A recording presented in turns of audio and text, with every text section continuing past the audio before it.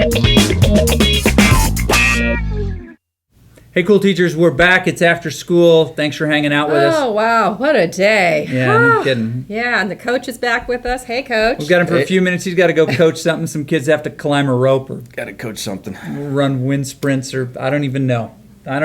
So we talked on our Cool Teachers show today about the importance of knowing teens and their romantic behaviors. Well, no, that's probably not the right way to say that, is it? Romantic habits on the internet. On the internet. Basically the way that they're using technology to meet and interact with love interests, potential and otherwise. That's the camera. That's the camera, Yeah, coach, right there. there. Yeah, Or see maybe the you were camera? smelling that lasagna that you left in here, or the fact that this used to be the wrestling room. Right. Oh, that's what those old moldy mats are. They have a distinct smell. They do. They do. Those mats. Falling apart. You Of guys know what I'm sweat talking and about. disappointment. Yes.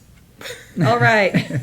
So we wanted to bring up basically teens and safety on the internet. We thought it was a good place to kind of reset some things that we as teachers can teach them about how to be safer and smarter with these devices. And you know what the first thing I would do in a classroom, Chris? You want to know what the first thing I would do? What would you do? If I were a teacher in the classroom What and would I you had, do? like, let's say I had middle school students or any age for that matter, I would have them search their name on Google and see what appears. Yep. They might be extremely shocked. Yeah, it's true, and it's a good search engine to use because it often will customize the search specific to you and your browser history and things It's a like that. great way to start It is. a unit on digital citizenship Yep. and on how to be safe using social tools. I do that in my Foundations of Digital Culture class. Do you? That's the very first thing we do. Is we That's find, interesting. Find out as much as we can. You stole that from me.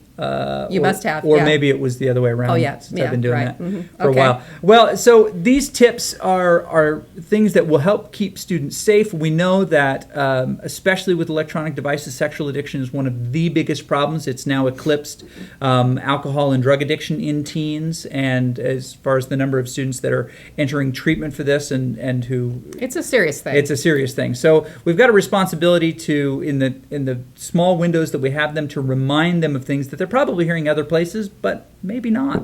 And let's face it, they're not savvy consumers yet. They haven't been through the ringer like we have. No, they haven't. Okay, Yeah. so these are tips for teachers and parents about how to keep kids safe with their devices and on the internet. Well, I guess the first thing is you talk to your student or your child, and you have to realize that nothing, like we have filters in school. Yep. We have, as a parent, you can you can set the controls on your internet. But can't they get around, a savvy student get around everything? They can get around everything. Can they get around a good heart-to-heart conversation, Coach? They cannot. There's no way to block. Well, if you want prevention in this, you change the technology to a clipboard and a whistle. Oh, that's And it. There's That's how you there's keep none of this sexting going on with that. Oh, that's how Yeah. you keep them under control. I Yeah. see. Get Yeah. a whistle and a clipboard. It takes too long to sext on a clipboard. That's old school. It So is yeah, so talk. seriously old school. So talk to your kids. Talk to your students. Yeah, if you Tell if them. you have a dialogue with them, you ask them how they feel about things. You ask them what kinds of issues they've had or the things that they're concerned about. You'll find out an awful lot. You mentioned have them Google and search their name and find out what already is out there about them. Or, and I think this is just as important, find out who out there they might be confused for. So Right. Exactly. You mean that, like, if they have another name, like someone else has the same name? yeah, exactly, the same name. That's interesting. I hadn't thought about that. Another thing I read about, and I'm not sure I could ever have done this, but you're not supposed to let your kids. One thing a website suggested was don't let your kids sleep with their phone and their computer in their room. And I guess that would be Yeah. a great idea if you could do it. So we've been able to do that. My wife and I were able to do that. Our one computer that has internet access for the kids is down in the kitchen. Excuse me. You all right there?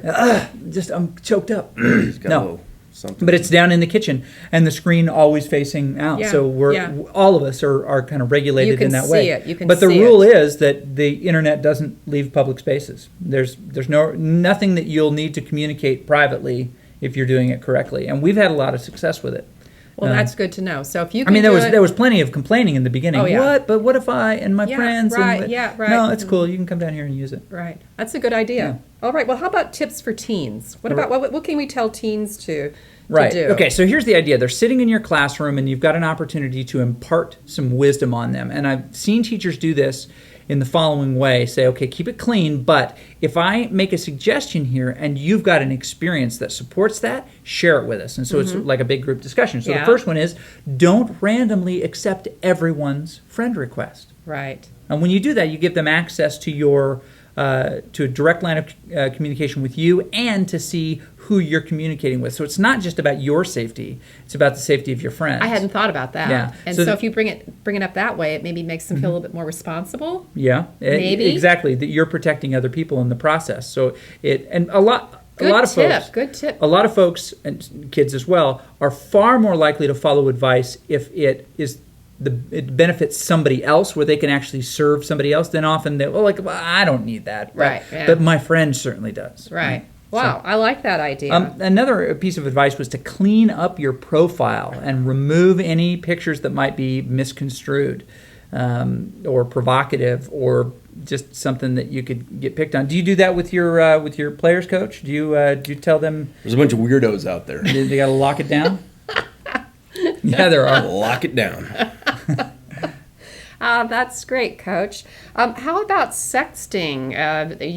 You have to say that actually it's against the law. It You is could against be the law. arrested if they find out that you've been sexting someone. And we won't go into that No. exactly, but I guess you can kind of figure out what sexting is. Yep, It's exactly. texting with the sex thing going on. It's sending of illicit images or videos, and it's so important to tell our students and remind them that once something is created and shared digitally, it exists forever. What about a Snapchat? Your students might It argue exists Snapchats forever. disappear, and I would say no. They could grab a screen. Yeah, It exactly. exists forever. It's somewhere. It's It's somewhere. Assume it exists forever. Yeah. Even if you're promised that it doesn't.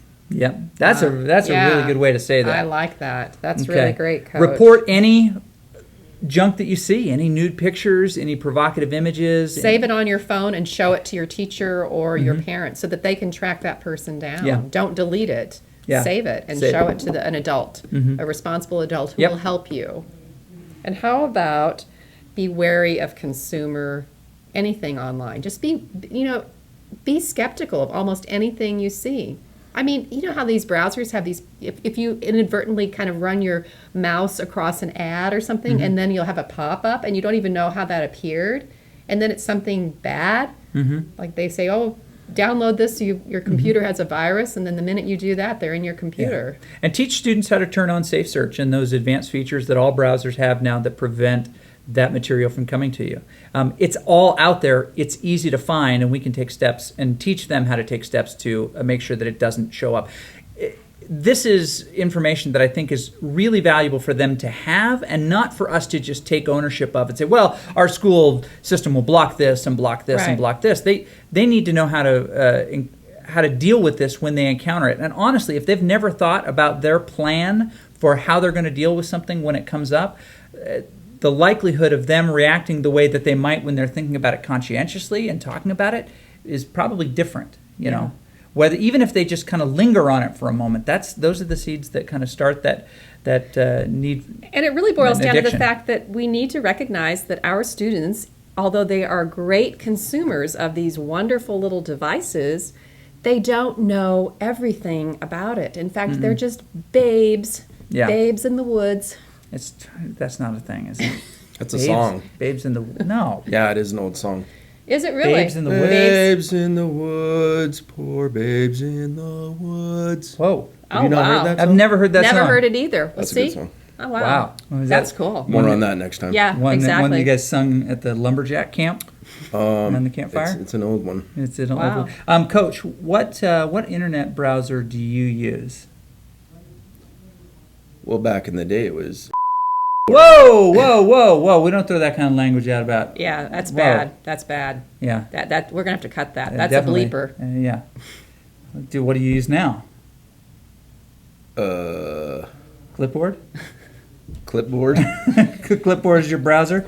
You can just pick it up and just go. I use my finger, go through things like this. Right.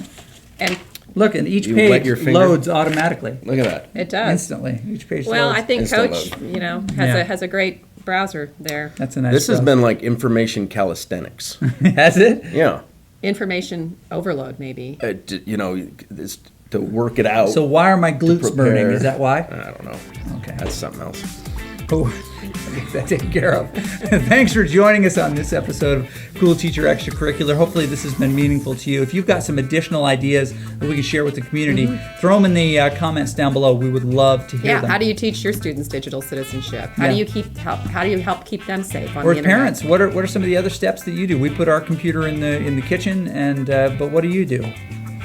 All right. Well, we'll talk to you next time. Thanks for hanging out with us, Hey. Coach. Thank you. Thanks, Coach. Thanks for having me. Now go climb a rope or something. Yeah.